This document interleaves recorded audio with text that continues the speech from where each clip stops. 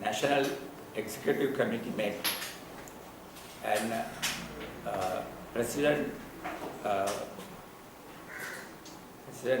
Maithripala Sirisena was in the chair, and also participated Prime Minister Ranil Wickremesinghe. Then most of the other committee members were also present, except Chandrika and Rajitha, I can remember correctly. All others were there.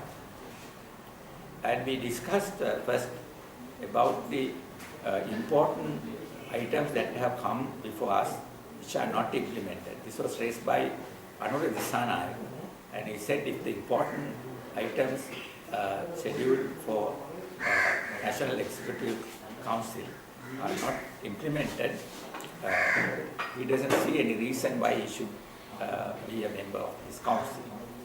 Many others agreed with him that and that the National Executive Council should go for implementation of whatever the decision they have taken. Firstly, the 19th Amendment, and it was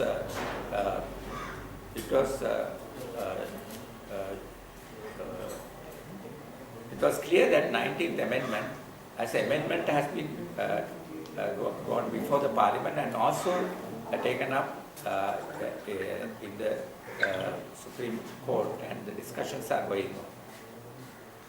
And a question of whether certain clauses have to go or have to be decided by a referendum. Now, the Council is decided that it should not happen.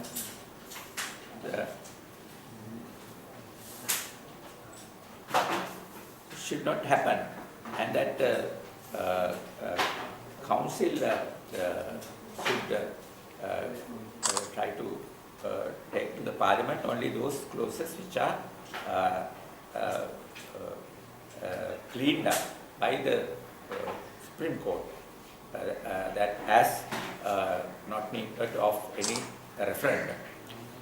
So that was agreed, and after the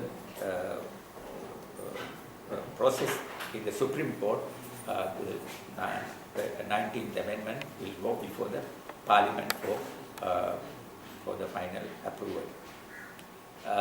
Then the question of political organizations or organizations which have political influence, which are corrupt and which are being investigated for discussion, and the discussion on avant-garde organization was serious again, and it was revealed that avant-garde is not just a business organization, but is an organization with a political motivation. It's an armed organization involving various activities where armed power is used. So, whether this organization is responsible for various disappearances that has happened in the country, or the white van operations that has happened in the country in the past, and attacks on media people, and shooting of workers, such as Valley incident, these are to be investigated. Those are very important. It's not just that this organization is a product of some purpose decided by the government for a private business, but it is a political organization because of these activities could be political. And that investigation is to be carried out, and to the responsible people to be taken to court. Now, I have raised this question earlier, and also I have said that this is a very political matter, and this organization which has empowered to give weapons to various factories to work to use against the workers is a serious matter, and therefore I said the Gotabe could be taken into custody and questioned, because this is a serious violation of rights of this country. Anyway, that is that, but there was some advice given by various people that such an attempt will create a very serious repercussions in the society, and therefore it should not be done and should be done. This investigation should be taken very carefully. Then the other question is the question of elections. How are we going to organize the next election?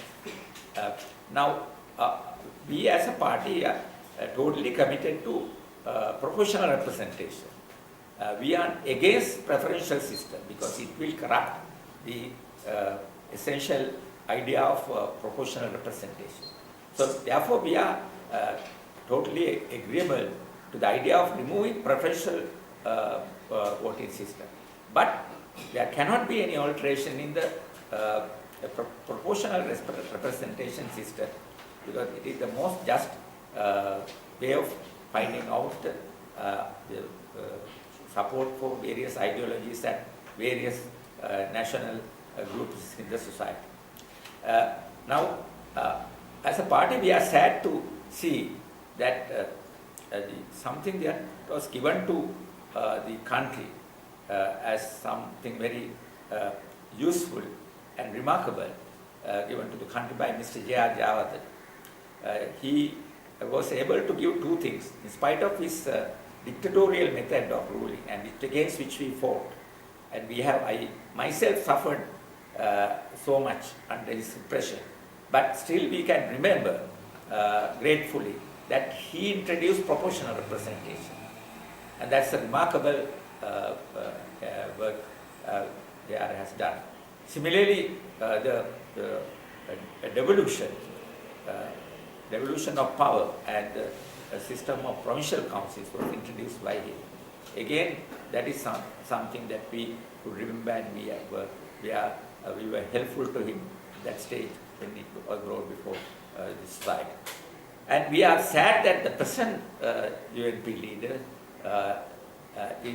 has not taken up seriously the position to defend these fundamental rights given to the people by J.R. Jayawardena, leader of this party. Thank you.